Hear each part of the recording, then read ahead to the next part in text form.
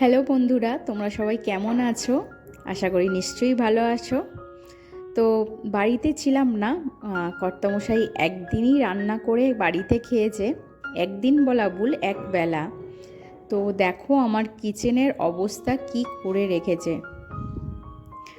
তো সিঙ্কে ভর্তি বাসন, প্রেসার কুকার, এদিকে হচ্ছে ভাতে ভাত করেছে, পুরো হচ্ছে ফ্যান এদিক ওদিক ছিটকে পড়েছে।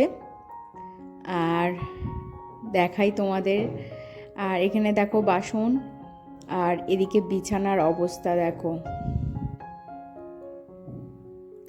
তার উপর আবার আমার মেয়ে দেখো নাচতে শুরু করে দিয়েছে।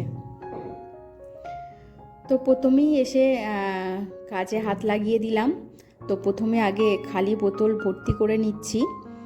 আর এসেছি শুক্রবার, মানে 21 তারিখ বিকালের দিকে। আর তারপরে যা টুকটাক কাজ আছে এদিক ওদিক সেগুলো একটুখানি করে নিচ্ছি। তো আগে ভালো করে ঘরটাকে ঝাঁট দিয়ে নিয়েছি, আর কিচেনের ওখানটা পরিষ্কার করে নিয়েছি। আর যেহেতু বাড়ি থেকে আসছি, তো বেশ কিছু জিনিসপত্র আমি সঙ্গে করে নিয়ে এসেছি, তোমাদের সামনেই খুলে খুলে দেখাচ্ছি। তো আগের সপ্তাহে তো আমি বাসনপত্র বেশ কিছু নিয়ে এসেছিলাম, ওভেন নিয়ে এসেছিলাম। তো আজকে আরও কিছু টুকটাক জিনিসপত্র নিয়ে এসেছি, তোমাদের সামনেই বার করছি। আর মেয়ের ওষুধপত্র কিন্তু আমি সবসময় ব্যাগের মধ্যেই রেখে দিই, যাতে আমি যেখানেই থাকি না কেন ওর ব্যাগের মধ্যে ওর ওষুধপত্রগুলো থাকুক। যেমন গ্যাসের ওষুধ, বমির ওষুধ, পায়খানার ওষুধ, তো এই জ্বরের ওষুধ, সর্দির ওষুধ, এই ওষুধগুলো আমি সবসময় ওর জন্য কাছে রেখে থাকি। আর বাড়িতে স্টোর করা মশলাপাতিও আমি নিয়ে চলে এসেছি, আর একটা পুরানো গামছাও নিয়ে এসেছি, কারণ অনেক হাত মোছার কাজে, তারপর কোথাও জল পড়ে গেলে মোছার কাজে লাগে। আর বাড়ি থেকেই এক্সট্রা যে আমার ধুনো আর মোমবাতি ছিল, তো সেটাও নিয়ে চলে এসেছি। এই র্যাকটা আমি ভেবেছি যে এখানে ঠাকুরের পিকচার বা ঠাকুরের মূর্তি রাখবো, তো সেই জন্য এখানে থেকেই আমি একটা ধূপধানি আর একটা স্ট্যান্ড প্রদীপ আর এখানে সমস্ত কিছু কিনে রেখে গেছি। ধূপ তো আগেই কিনে রেখে গিয়েছিলাম, আর এখন ওইগুলো রেখে তারপরে রাত্রিবেলা এত ক্লান্ত হয়ে পড়েছিলাম যে খাওয়া দাওয়া করে শুয়ে পড়েছিলাম, তো ভিডিও করতে আর ইচ্ছা করেনি।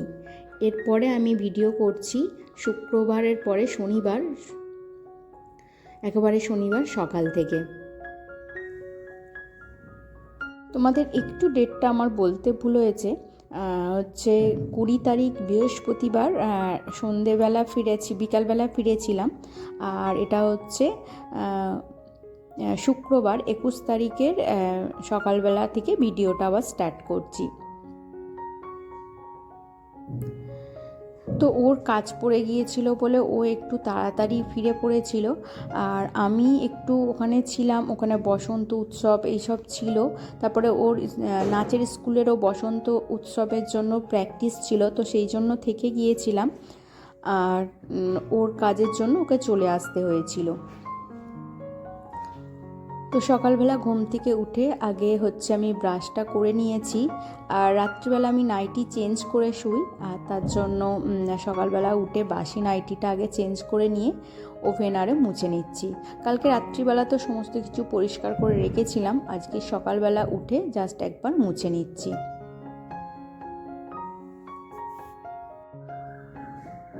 তো বাড়ি থেকে যখন মেদিনীপুরে এলাম, তখন এসে যত বাসনপত্র ছিল সমস্ত কিছু মেজে, তারপরে বাড়িগুলোকে, সমস্ত ঘরগুলোকে ভালো করে ঝাঁট দিয়েছিলাম, মুছেছিলাম। আর এত ক্লান্ত হয়ে পড়েছিলাম যে বাসনগুলো মেজে আর উপর করতে ইচ্ছা করছিল না। তো রাতে হচ্ছে একটুখানি ভাত করেছিলাম, ভাত ডাল আলু ভাতে ডিম ভাজা, তো সেটাই খেয়ে আর শুয়ে পড়েছিলাম।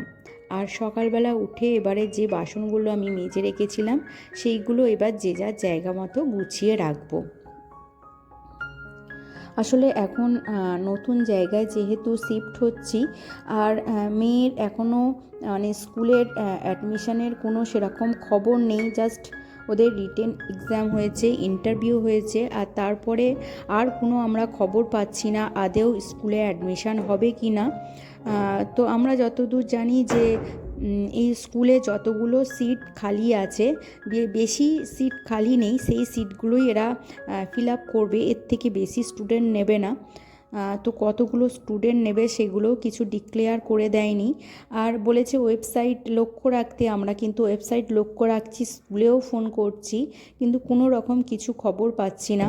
তো আমি আর আমার হাজব্যান্ড দুজনেই ভীষণ চিন্তার মধ্যে আছি যে আদেও ওই স্কুলটা, যে স্কুল আমরা চুজ করেছি সেই স্কুলে ওর অ্যাডমিশান হবে কি না।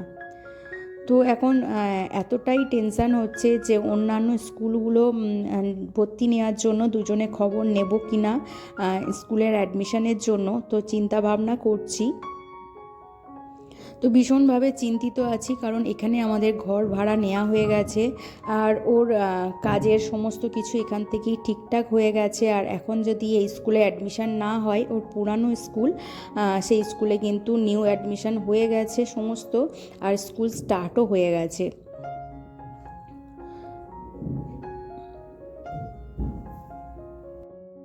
আর সেই জন্য হাজব্যান্ড ওয়াইফ আমরা দুজনেই কিন্তু ভীষণ চিন্তার মধ্যে আছি।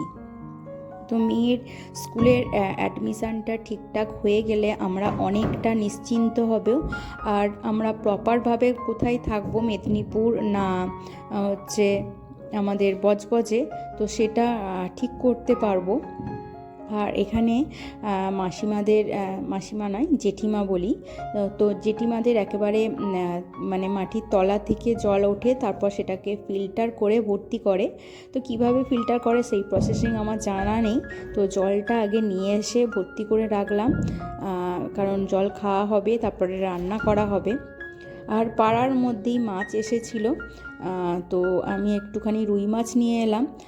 এই রুই মাছটা লেজার দিকেই পড়েছিল, এর থেকে বেশি মাছ নিতে গেলে, মানে যেখানটা আমরা খাই মাঝখানটা, তো সেটা নিতে গেলে আবার গোটা মাছটা নিতে হবে, কিন্তু অত বড় মাছ নিয়ে কি করব, এখানে ফ্রিজ আরে কিছুই নেই, তো খুব রাখার সমস্যা হচ্ছে। যেহেতু আমি ফ্রিজ ব্যবহার করে অভ্যস্ত, তো সেই হিসাবে এখানে মাছ সবজি বেশি করে কিনতে পাচ্ছি না, আর খুবই সমস্যা হচ্ছে, কারণ এখানে যখন যে সবজি আসছে সেটা পছন্দ হচ্ছে না, আর যেটা পছন্দ হচ্ছে সেটা হয়তো অন্য দিন খাবো, তখন সেটাকে স্টোর করার জন্য সমস্যা হচ্ছে। তো যতটুকু লাগবে বা পরের দিনের জন্য এক রকমের সবজি এক্সট্রা করে নিয়ে রাখছি। তো যখন যেই রকম তখন সেই রকমভাবে অ্যাডজাস্ট করতে হবে, কিছু করার নেই। আর মাছগুলোকে ভালো করে পরিষ্কার করে ধুয়ে নুন হলুদ মাখিয়ে এখন রেখে দিচ্ছি। তো এরপরে কর্তামশাইকে ডাকলাম 9টার সময় করে, আর ওকে আগে বিস্কিট চা দিয়ে দিয়েছি, আর আমিও ওর সঙ্গে চাটা খেয়ে নেব। আর সকালবেলা করে আমাদের তো আদা দিয়ে র চা হয়, তোমরা জেনেই গেছো। আজকে সিম্পল র চা নিয়ে নিয়েছি, আর তার সঙ্গে একটুখানি মেরি বিস্কিট নিয়ে নিয়েছি। আর এরপরে চলে যাব বিছানাটাকে ভালো করে একটুখানি গুছিয়ে নিতে। তো মোটামুটি বিছানাটা গুছিয়ে নিয়েছি। আর আমার মেয়ে দেখো এখানে খেলতে শুরু করে দিয়েছে সকালবেলা। তো যেহেতু এখন পড়াশোনা সেরকমভাবে শুরু হচ্ছে না, ভীষণভাবে একদম খেলতে, সকাল থেকে রাত পর্যন্ত শুধু খেলা খেলা আর খেলা।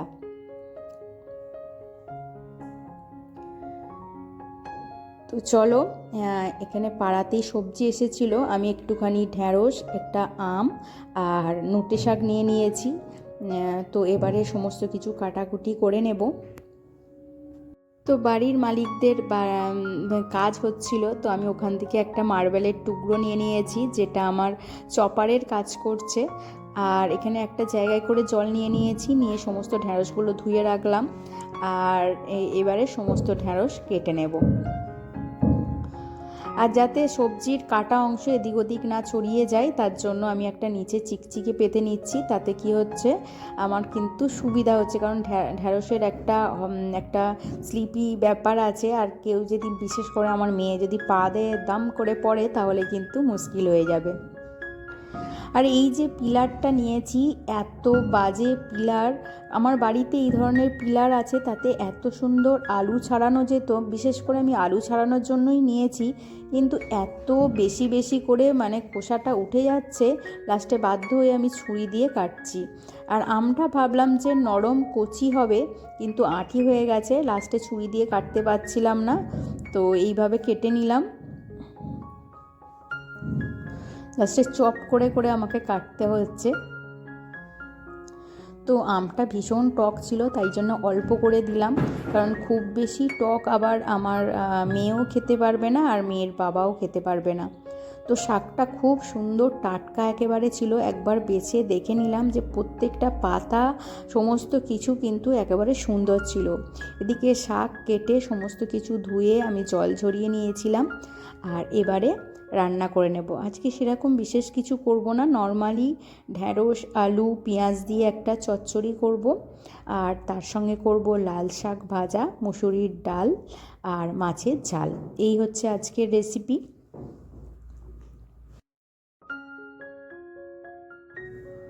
আর আমি যখনই রান্না করি না, ঢাকা দিয়ে রান্নার চেষ্টা করি, এতে যে তেলগুলো ওড়ে সেইগুলো একটু অন্তত কম হয়। আর নন মডিউলার কিচেনে কিন্তু একটু তেল ময়লা বেশিই পড়ে, তো সেই জন্য ঢাকা দিয়ে মানে রান্না বান্না করলে কিন্তু যে তেলটা ওড়ে সেটা কিন্তু ওই যেটার মধ্যে ঢাকনা দিচ্ছি ওটার মধ্যেই কিন্তু আটকে যায়।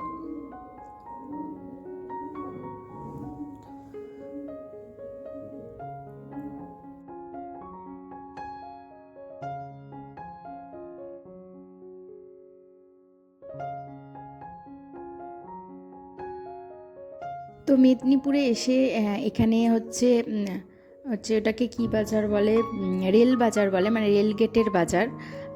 তো ওই বাজারটার মধ্যে সমস্ত কিছু পাওয়া যায়, মাছ, সবজি, মাংস, মাটন, জামা কাপড়, আরও জিনিসপত্র সমস্ত কিছুই পাওয়া যায়। তো একবার যখন গিয়েছিলাম প্রচণ্ড ভালো লেগেছিল, যেহেতু এখানে সমস্ত রকমের জিনিসপত্র একেবারে পাওয়া যায়, ওষুধ দোকান সমস্ত কিছু, মুদিখানাও পাওয়া যায়।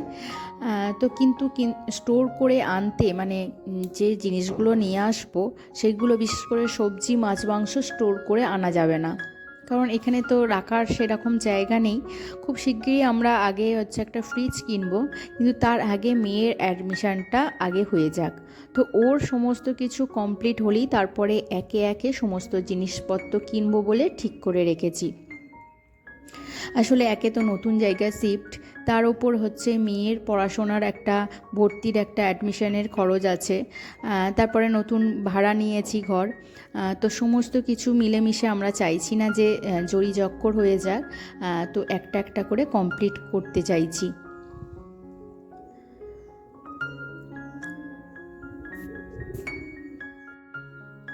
টক ডাল কিন্তু সকলেরই খেতে প্রায় ভালো লাগে, বিশেষ করে গরমকালে আমড়ার ডাল।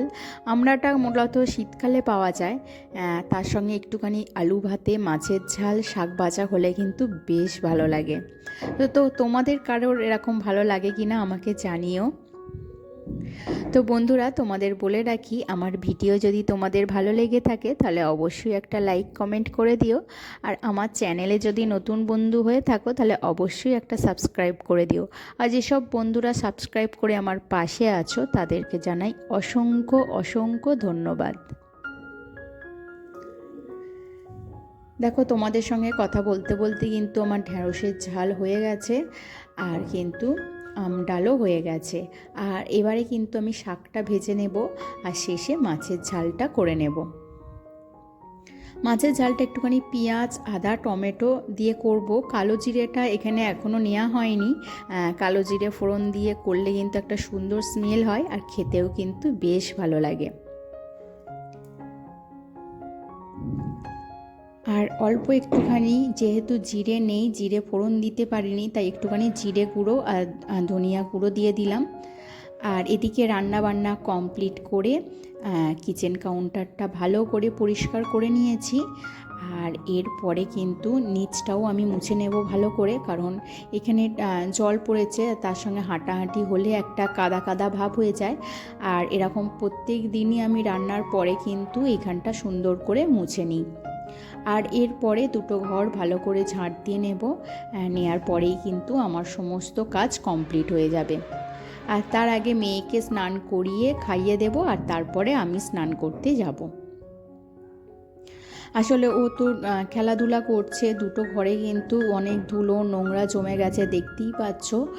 তো সেই জন্য একবার না ঝাঁট দিয়ে দিলে ভালো লাগে না দেখতে।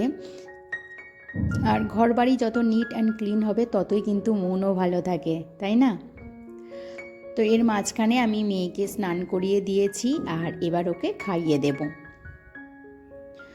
আসলে ভাতটা ভালো করে না খাইয়ে দিলে ওর কিন্তু খুব একটা ভালো করে পেট ভরে খায় না ভাতটা, তো সেই জন্যই আমি ভাতটা খাইয়ে দিই। তো বন্ধুরা, আজকের ভিডিও এই পর্যন্ত।